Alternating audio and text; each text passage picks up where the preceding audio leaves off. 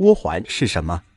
？2012年，在捷克电视节目《自然奇观》中展出了一个巨型空气炮，它喷出的烟圈可以将20米远的纸箱墙轻易击倒，60米也不在话下，100米更是创造了一项吉尼斯世界纪录。那么这个烟圈到底是什么？为什么它能飞这么远，威力还这么大呢？其实这一现象在我们的生活中也不少见。在大海里，鲸鱼或者海豚都喜欢吐泡泡玩，在陆地上吸一口香烟就可以吐出完美的烟圈，在空中飞机下降时会伴随着一圈圈的气流，而这些圆圈就被统称为涡环，指的是流体沿某一个方向环绕在直线或者曲线轴的区域内，它由被扰动的流体如液体、气体等离子体构成。以水中的泡沫环为例，它在移动时，环内的空气与附近的水都会呈现角向转动，就像把戴在手上的珠链顺着手腕来回滚动一样。往小了看，每个珠子都在角向转动；往大了看，整个手链又在平行移动。而涡环还有趣在角向转动的越快，它运动起来也就越稳定。涡环中的涡流减少了内部气体与外部静止流体之间的摩擦，从而使它在不损失质量和动能的前提下，尽可能地保持形状，进行较长距离的行进。这也解释了为什么在视频开头的烟圈有如此大的威力。当然，在我们感叹这一现象的神奇之处时，科学家们早已开始了对涡环的研究。1858年，德国物理学家赫尔曼·冯·海姆霍兹对其进行了数学分析，并发表了论文，表达涡环的流体动力学方程的积分。自此，人们开始对涡环的形成、运动和相互作用有了基础的认识，并进行了不少实验和研究。1992年 Nature 发布了一个涡环相撞的视频。26年后，一位外国网友耗时4年重现了这一画面。观察慢镜头就会发现，当两个涡环碰撞成平面时，四周又会扩散出许多镜像的小节。实验者认为，在这些小节中都存在着一个低压点，正是这些低压区域对周围物质产生吸引，才使外圈出现了间隙。2018年 Nature 上的一篇论文揭示了蒲公英种子的飞行机制。它们之所以能在空中长途旅行，离不开头顶稀疏的毛发冠毛。英国爱丁堡大学的研究员们构建了一个垂直风洞，并用激光照亮了蒲公英种子附近的气流，没想到发现了涡环的存在。它与种子并没有接触，而是稳定地保持在冠毛之上。在向低压区域自然移动时，涡环就会把蒲公英种子往上吸，从而形成一种新的飞行方式。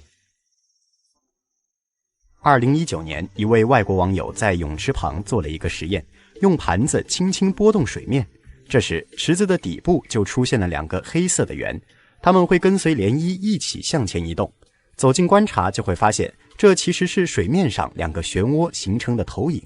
那么这些漩涡有何联系？为什么能一同前进这么久呢？实验者在2个漩涡中心处滴入了色素，不久后就能看到水下连接出了半个圆环，而这个圆环正是涡环。由于传播介质的不同，涡环也就形成了一半。牛顿摆是什么？牛顿摆是由5个相同质量的小球组成的，它们分别由吊绳固定，依次紧密排列。就是这样一个桌面上的小摆件，却是能量守恒和动能守恒原理的演示装置。假设质量相同的金属球是一个完美质点，当最右侧的质点回摆撞击第2个质点时，第1个质点的动能和能量将会传递给第2个，然后是第3个、第4个，直至最后一个小球被弹起，能量传递完成。当然，我们每次拉起不同数量的小球时，能量同样会传递给另一边相同数量的小球。若是在忽略空气阻力和摩擦力的理想情况下，牛顿摆将会成为一个涌动的摆球装置。用3维动画模型还原，就可以观察到，哪怕是拥有1000颗小球的牛顿摆，能量也是能够完美传递的。因此，有人想模拟真空环境，在真空箱中测试牛顿摆的效果，结果发现真空中摆动的时长的确会远超过空气中的摆动时长，但它们最终都会因摩擦力损耗而停止。这种能量传递的现象可能会让很多人都联想到了隔山打牛。用磁力珠设计的弹球装置，从某方面来讲，就是能量传递的直观表现。大家在生活中有遇到过类似的现象吗？转子发动机是什么原理？转子发动机最初由德国人菲加士·汪克尔发明，那个时候还叫汪克尔引擎。19世纪70年代，马自达公司斥巨资购买加以改良，最终改名为转子发动机。1991年6月23号，注定是马自达史上无限光荣的一天。在当天的勒芒24小时汽车赛上，马自达 787B 赛车装载转子引擎，以超出第二名2圈的巨大优势夺得冠军。转子发动机的表现为何会如此优异？观察转子发动机的主要结构就会发现，它的内部是一个掏空的三角形，中间有一个齿轮叫偏心轴。为什么说它偏心呢？因为它同时进行着2个运动，就像小时候玩的万花尺一样。当三角形转子旋转时，不仅在周围绕自身中心旋转，同时它的旋转中心也在围绕着最中心的齿轮旋转。整个运动过程中，三角形扫过的面积就是发动机腔体的形状，并且三角形的3个顶点必须时刻紧贴腔壁。了解完转子发动机的基本结构，那它的转动过程到底是怎样的？当三角形的3个顶点与腔体接触时，就会将腔体分为3个部分，分别是进气部、燃烧室和排气部。进气部的气体通过转子的运动被带到燃烧室，而燃烧室部分刚好是腔体面积逐渐缩小的过程，压力增大的同时温度也会升高。在三角形的一条弧与腔体接近平行的时候，凸起的火花塞就会与其接触，实现打火。气体爆燃之后膨胀做功，从而带动三角形继续旋转下去，将气体从排气口排出，如此循环往复。从整体来看，就是气体的爆燃带动转子的转动，而转子转动又会带动偏心轴的转动，这时偏心轴就成了整个发动机的输出轴，因此只需要把输出轴与车轮装置连接起来，就可以使汽车运动起来。观察转子发动机的运动过程可以发现，三角形转子每自转1周，发动机就会点火做功3次，因此输出轴的转速是转子自转速度的3倍。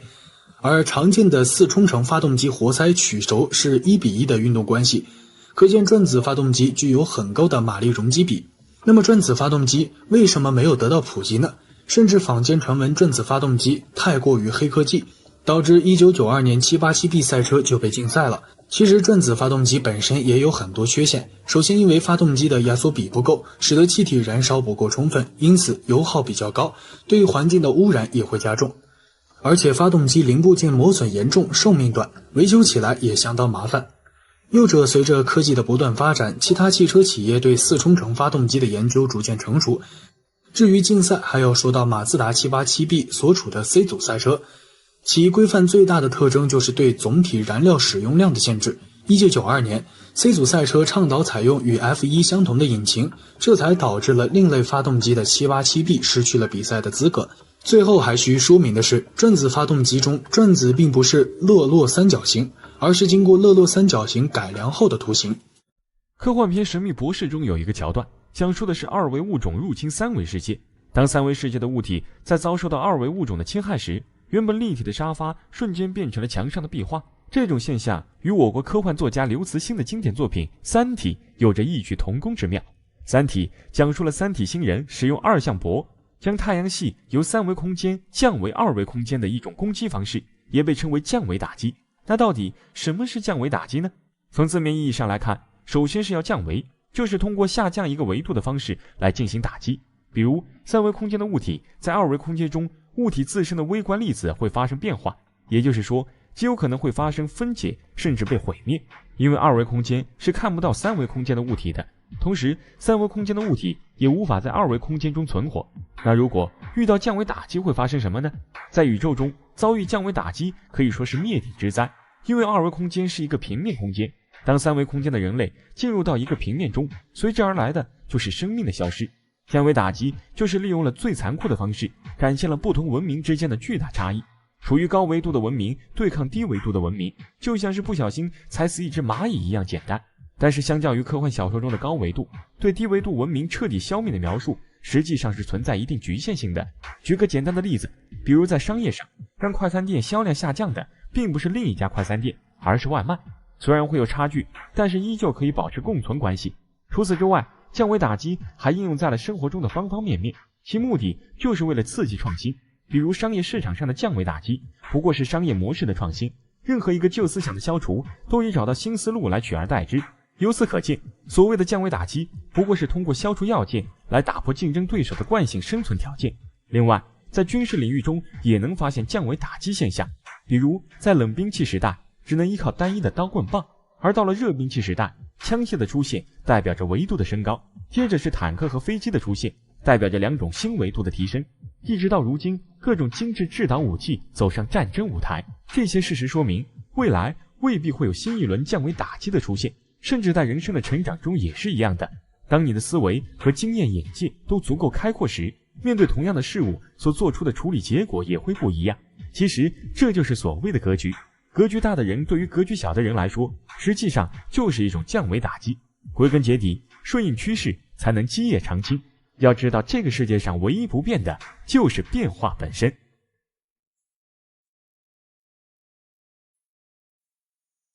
这是一根铜丝，把它一圈一圈地缠绕起来，然后慢慢地盖在燃烧的蜡烛上。这时你会发现，蜡烛的火焰好像熄灭了，下面再将它轻轻地提起，蜡烛又恢复到了燃烧的状态。这是什么情况？难道说《西游记》中的避火罩真的存在？想知道避火罩的原理，我们要先搞清楚火焰形成的3个条件：一、可燃物；二、氧化剂；三、温度达到着火点。首先，可燃物蜡烛并没有发生改变。其次，铜丝虽然有一定的阻挡作用，但中间的空隙较大，所以氧气的影响肯定不是主要原因。那么由此推测，避火罩的工作原理势必和着火点息息相关。我们都知道铜的导热性很高，所以把它照在火焰上，热量会被迅速的吸收传递，这时火焰周围的温度就会降低。一旦这个温度低于了蜡烛本身的燃点，火焰就会变小，甚至熄灭。那么还有一个问题，将铜丝提起后，为什么又能看到火焰呢？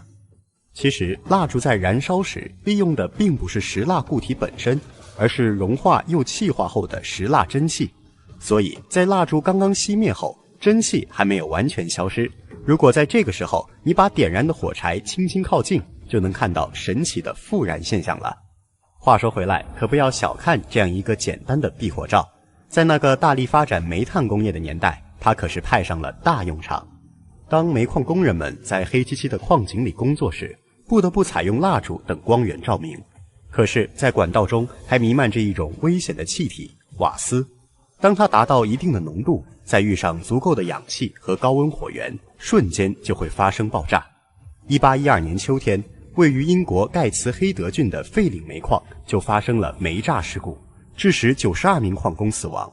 所以为了保障工人的生命安全，科学家们纷纷投入到了研究当中，其中就有英国化学家汉弗里·戴维。他联想到了和避火罩相似的原理，即蜡烛的外面加一个金属网，是不是能够阻断瓦斯的燃烧？我们可以通过一个实验验证一下。首先在管道内通入甲烷气体，然后用蜡烛点燃一端，这时能够看到气体的蓝色火焰快速通过了管道。下面在管道的中间安装一个金属网，再次将气体点燃，这时你会发现火焰遇到金属网，它就消失了。也就是说，气体虽然能够继续通过网格，但是却没有满足燃烧的条件。所以在1815年，戴维发明了这样一款安全的煤矿灯。虽然说它只是多加了一层金属网罩，但却给广大的矿工群体带来了基本的生命保障。因此人们也将戴维灯和滑铁卢战役的取胜并称为1815年英国的2大胜利。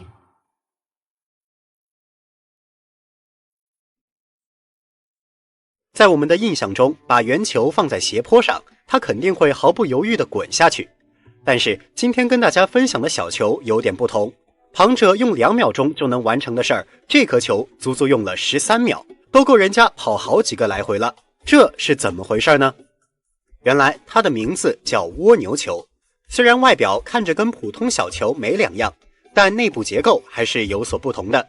制作者先把扭蛋的外壳打开，然后往里面放上了一颗大钢珠，下面将蜂蜜一股脑地挤在上面，再把盖子盖上，蜗牛球就搞定了。当然也可以多加一步，用马克笔把透明外壳全部涂黑，这个时候再把小球放在斜坡上，我们就能看到它一顿一顿缓慢下坡的奇妙景象了。除此之外，简单的玻璃瓶也能实现这种效果。比如拿出一瓶新的糖浆，将其放在斜坡上，它很快就滚下去了。但是将糖浆倒出来半瓶再滚，速度瞬间就慢了很多。再比如用了1大半的胶水瓶，看它从板子上方滚到下方，足足花了我1分半的时间。那么问题来了，为什么这些粘稠液体能阻碍瓶子的滚动呢？我们可以将瓶子的运动状态分为滚和停2种。当它几乎不动时，内部的胶体是倾斜的，它所产生的力矩要大于塑料空瓶产生的力矩。也就是说，这个时候的胶体会压迫塑料瓶，驱使它逆时针旋转，阻碍了瓶体向下滚动。而当胶体慢慢流下，达到水平状态时，它产生的力矩和瓶子产生的力矩是同方向的，所以胶水瓶就会向下滚动一小段距离，然后又回到了刚刚的停滞状态，如此循环往复，便有了我们看到的走走停停、慢慢悠悠的蜗牛瓶了。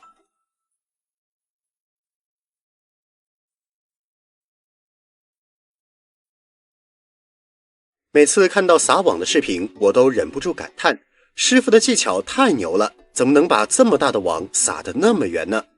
与此同时，有个问题也让我非常好奇，明明撒下去的是一面网，它的下部是空的，为什么还能捞上来那么多鱼呢？现在市面上常见的手抛网主要分为2类，一种是飞盘手抛网，一种是传统手抛网。我们先来说说前者，很明显它的下方有一个大圆盘，能让网子末端的铅坠整齐地排列起来。下面我们再换个角度观察一下渔网，除了刚刚看到的铅坠、网面、手绳等，还有一个结构比较特殊，它是一撮细丝，一端均匀地分布在铅坠上，一端在经过圆盘的缝隙后又集中到了一起，从渔网上端的网头圈中穿了出来，然后跟手绳相连。来回的抽动这部分吊绳线，我们能清楚地看到渔网下方收缩和放开的过程，而这就和捕鱼的原理息息相关了。把网撒开时，圆盘移动到最上方，此时网面撑到最大，因为重力作用，挂着铅坠的一圈开始下降，形成了一个半球形的网罩。在等待一段时间后，拉拽手绳，这时吊绳线也跟着上移，如此一来，原本的网面就缩成了一个袋子，捞起来的鱼想跑都跑不掉。而传统的手抛网就比较简单了，它由手绳、单面网、铅坠和网兜组成。在撒开后，一部分鱼受到惊吓四散逃离，不是向上跳跃，就是撞到了网子上，结果被硬生生地卡在了上面。而随着渔网的不断聚拢，铅坠处形成的反向网兜也能捞到不少的鱼。但是与刚刚提到的飞盘网相比，传统网明显需要更强的撒网技巧，因为它没有那个帮忙整理渔网的圆盘。其次，由于缺少吊绳线，不能形成一个完整的兜子，免不了会有漏网之鱼。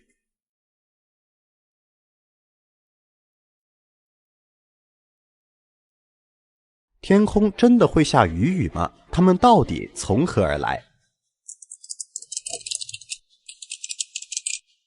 在电影《一出好戏》中，一场从天而降的雨雨为主角提供了逆风翻盘的机会。但是这毕竟是影视创作，在现实生活中也会出现雨雨吗？其实早在中国古代就出现过类似的现象。据《汉书·五行志》记载，成帝弘嘉4年秋，雨余于信都，长5寸以下。自1860年以来，明确可考的雨雨现象更是超过20起。其中发生雨雨最多的地方就是洪都拉斯的约罗市。在每年的5月到7月之间，这里总会出现天上钓鱼的奇观。因此，自1989年开始，洪都拉斯人每年都会庆祝雨雨节。至于这种现象的形成原因，当地人更愿意相信一个传说。1856年，一位西班牙神父苏比让拿来到了洪都拉斯，为了帮助当地的穷人，他祈祷了3天3夜，希望神明赐予食物。从那之后便出现了鱼语。但是抛开迷信，以科学的角度思考，到底是什么原因导致鱼语的发生呢？气象学家们普遍认为，这个幕后操纵者很有可能是龙卷风。当云层上下温度差距悬殊时，就会造成空气结构的不稳定，这会在冷热空气的对流中形成一些小漩涡，在小漩涡的积累下，天空中就出现了积云，它在大漩涡的作用下，最终发展成一朵雷暴云。当雷暴云内部的漩涡运动愈演愈烈时，气流就会从云层中间直降地面，形成一个漏斗状的云柱，也就是我们熟悉的龙卷风样貌。云柱中心的气压骤降，形成一个巨大空洞，四面八方的气流急速流向空洞中，也就形成了绕轴心快速旋转上升的气流。而这一过程如果发生在水面上，就被称作水龙卷。它的吸力极强，很有可能将水中的鱼类卷起，等到龙卷风转移到陆地后，由于摩擦力增大、风力减小等原因，鱼群就会从空中掉落，形成所谓的鱼雨。当然，面对如此强劲的龙卷风，被送上天的不仅仅是鱼类，还有青蛙、蝌蚪、章鱼、蜘蛛等。更夸张的是，竟然还下过金币雨。1940年6月16号，从俄罗斯梅斯彻拉村的上空掉落了大量的16世纪古币。据考古学家分析，这些古币很有可能来自于一个埋藏于地下的宝藏，它因为水土流失露出地表，最终在风力的作用下从天而降。虽然说以上现象用龙卷风来解释看似合理，但仍然存在着一些疑点。首先，水龙卷应该将某个区域内各式各样的物体都卷起才对，为什么每次落在地上的几乎都是单一物种呢？其次，人们只看到了鱼群落下的过程，或者散落在地上的场景，为什么没有人真正观察到水龙卷将其吸出的过程呢？再者，鱼类在龙卷风中脱离了水环境，还经历了长时间的剧烈运动，按理来说早已失去了生命，为什么多数报道中还称发现鱼时是活蹦乱跳的状态呢？针对这些疑问，有研究者在洪都拉斯实地调查后发现，散落在地上的鱼视力退化严重。他们大胆猜测，这些鱼可能生长在下水道这种黑暗的环境中，因为暴雨导致下水道涨水，才会涌现在街道上。而其他的动物鱼也很有可能是恶劣环境导致的集体迁徙现象。菲涅尔透镜是什么？菲涅尔透镜是由法国物理学家奥古斯丁·菲涅尔最早发明，它是一种一侧表面非常光滑，另一侧有许多微型凸起的透镜，这些凸起由小到大等间距排列，形成螺纹一样的纹理，因此菲涅尔透镜又叫做螺纹透镜。2019年，加拿大一家公司研发出了量子隐身盾牌，因其隐身效果惊人，一时间在网络上引起热议。难道说电影里哈利波特穿的隐身衣真的会出现吗？当然，也有很多人好奇，这个隐身盾牌的制作原理是什么？真的和量子有关吗？它其实利用的还是菲涅尔透镜原理。具有圆柱形凸起的菲涅尔透镜可以改变入射角为钝角的光线方向，使其垂直向前射出。圆柱形凸起只在水平方向上有曲度，因此只能改变水平方向上的光学效果。垂直方向的物体放在透镜后面，就会形成消失的视觉错觉，而水平方向上的物体则不会消失。所谓的隐形盾牌，不过就像是给视觉画面加了很重的高斯模糊效果罢了，并不能达到真正的隐身。而我们生活中所见到的菲涅尔透镜，大多由聚烯烃材料或者玻璃制成，只保留了发生折面的曲面，在省下大量材料的同时，达到了相同的聚光效果。若在阳光下使用菲涅尔透镜，仅用10秒就可以使玉米粒一个个炸开花。看，这是一个高脚杯，它与普通酒杯有些不同，中间多了一个凸起的圆柱。慢慢的往里面倒酒，刚开始似乎看不到什么特别之处，但是当液面的高度超过圆柱时，你就会瞬间被从杯底流出的酒搞个措手不及。这是什么情况？为什么酒杯在盛酒的同时还会漏酒呢？据说在明代时，便有能工巧匠制造出了这样一款精美的九龙杯，并将它进贡给了当时的皇帝朱元璋。朱元璋甚是喜欢，还曾邀请各位大臣使用这种杯子喝酒。其中对于一些心腹大臣，他特意赏赐了满满的一杯酒，而对于一些直言不讳的大臣，只有浅浅的半杯酒，但结果却事与愿违。被皇帝有意照顾的大臣还没来得及喝酒，御酒已经从杯底漏光了，而其他大臣则开开心心地喝了起来。在了解原因后，朱元璋才知道这种杯子只能浅平，不可过满，于是便给它起了另外一个名字——公道杯，即知足者水存，贪心者水尽，正所谓公道自在人心。其实在古希腊时代，毕达哥拉斯也发明了类似的杯子，中间是熟悉的小圆柱，在杯子的内侧还有一圈细细的凸起，它时刻提醒着人们喝酒可不要贪杯哦。通过竖向的截面图，我们可以清晰地看到圆柱内部的结构，它像一根吸管，短的一端通向杯内的暗口，长的一端则直通杯底。当我们的酒还没有斟满时，吸管里面虽然会进水，但它的液面和外面同高，并不会流出去。一旦杯子的液面超过了圆柱，就打破了原有的压强平衡。在弯道的右侧，因为液面的高度超过了拐弯点，所以该点受到的从右向左的压强要大于外界大气压，这就推动着液体经过弯道。而在左侧，因为拐弯点的高度大于杯底，所以从左向右的压强小于外界大气压。如此一来，有了压强差的存在，液体就会源源不断地从杯中流出，而这就是物理学中的虹吸现象。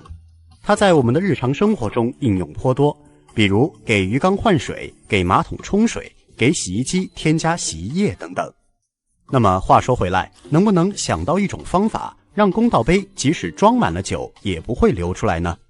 这里给大家分享一个我看到的奇思妙想。实验者首先在杯子里倒入了一些水银，然后在里面加水，因为重量较大的水银堵住了管道，所以水只能乖乖地待在杯子里。不过这个方法一点也不实用，好好的酒都变成毒酒了，还喝什么喝？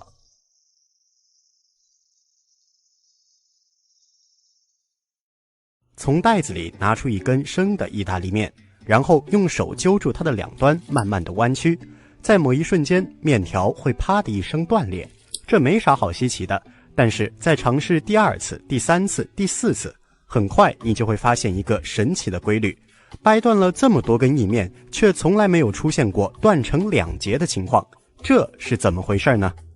其实这个问题由来已久，著名的物理学家费曼曾经在厨房里折腾了大半个晚上，也没能想通这背后的原因。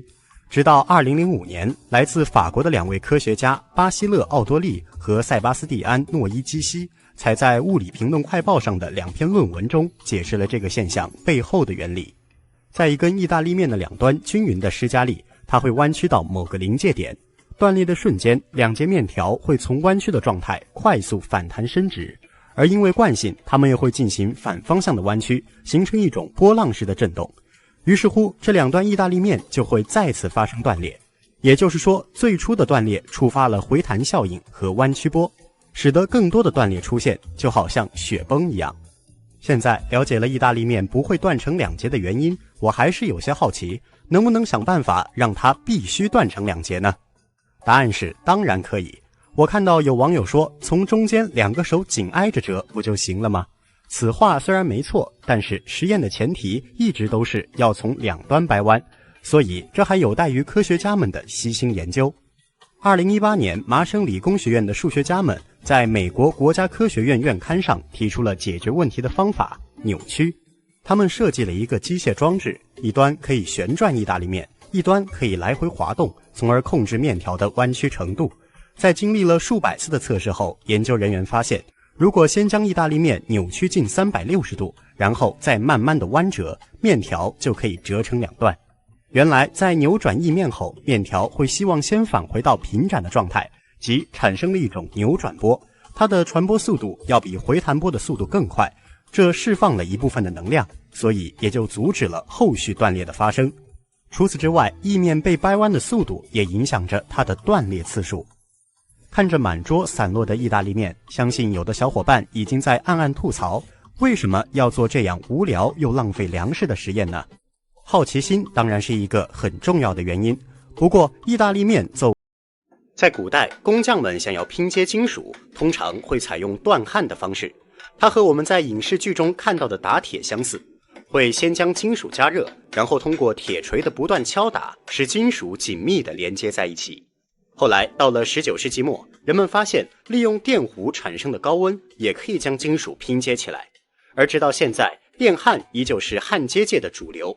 只不过随着基础建设的大力发展，焊机的工作环境变得复杂起来，比如轮船、桥梁、海上钻井平台、海底隧道等，一旦发生损坏，就需要进行水下焊接。2017年5月，为了保证港珠澳大桥海底隧道的最终接头永久性滴水不漏，160名员工在15天之内完成了水下对接口的焊接工作。可是，在我们的印象中，高温燃烧和冰冷海水明明是对立的，为什么还能水下焊接呢？首先，湿法水下焊接使用的焊条比较特殊，它不仅防水，还涂有厚厚的一层药皮。其次，为了避免工作人员触电，电源产生的是300到400安倍，电压低于36伏的直流电。当焊条与焊件接触时，电阻热会将触点周围的水气化，这样就形成了一个小气泡。等焊条稍微离开焊件时，电弧就开始在小气泡里燃烧，并且产生的热量会将周围的大量水气化。又因为焊条上的涂料燃烧后也能产生气体，最后就形成了一个空腔，将周围的海水隔开。但是不断产生的气泡层也大大降低了焊工的能见度。除此之外，因为冷却速度较快，焊接后的金属韧性有所降低，再加上电弧的温度达到了1500摄氏度以上，很容易让水中分解出来的氢渗入到金属当中，形成可怕的氢裂。因此，人们又想到了干法水下焊接。顾名思义，就是让焊接处暴露在一个无水环境中，比如一间小小的工作室，这可以使整个焊接过程与海水完全隔离开来，并且里面的焊工也不用穿潜水服。但是工作环境、升降设备、供气系统等都是一笔不少的开销。后来人们干脆把前面2种方法融合在了一起，整了个局部干法水下焊接，即只需要把焊接的那部分区域隔离出来。这样一来，不仅消除了海水的影响，也不需要使用更多的昂贵设备。但是对于焊接工人来说，不论是哪种方法，他们总是在面对着各种各样的危险，溺水、触电、低温、高压等等。所以与普通焊工相比，水下焊工的工资更多。据悉，在国外，他们的平均年薪能达到6万美元。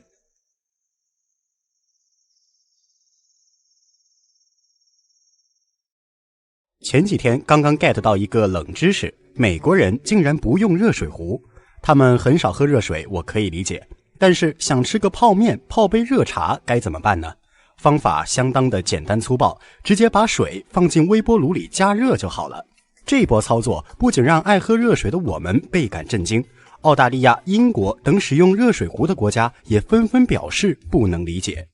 虽然用微波炉烧水看似方便又高效，但是它很容易引发一种危险的情况——报废。那么问题来了，在常压下超过100摄氏度的水为什么不会沸腾，而向里面投入杂质，它却能瞬间爆炸呢？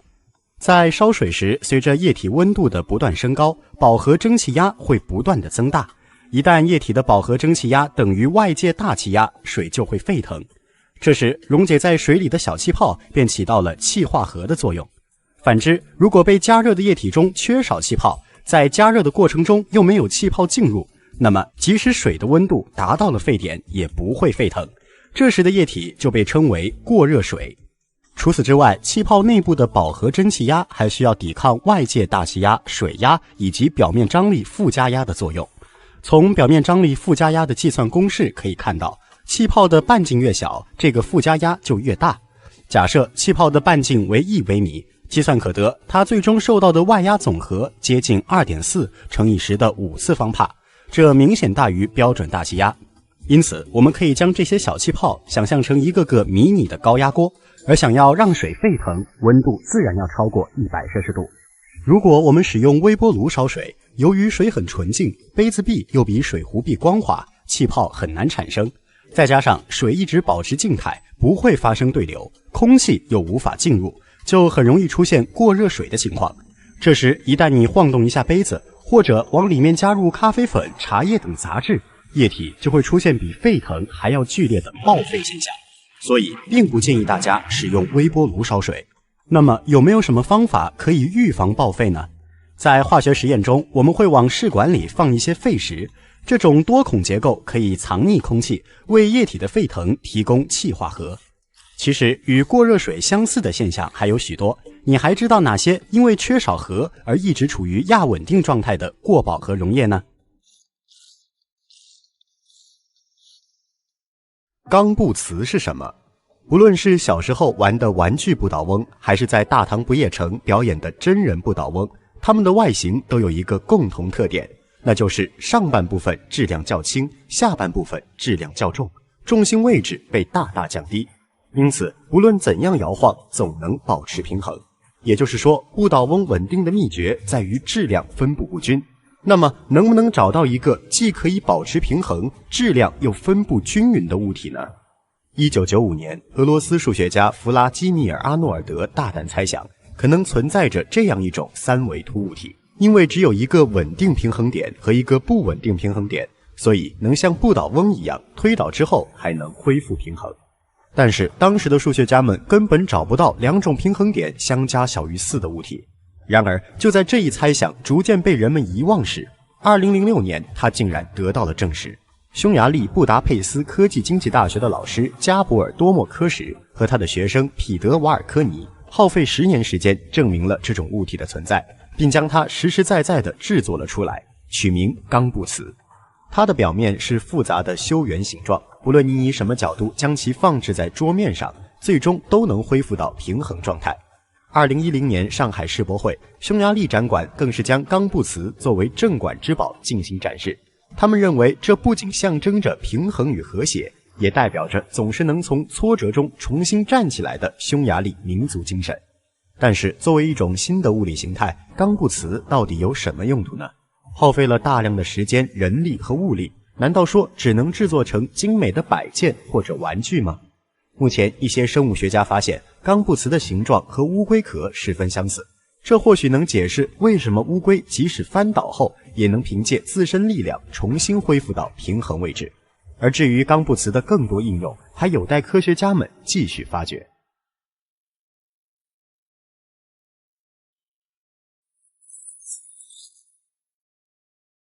太空中的温度为零下270摄氏度，为什么空间站还需要加强散热？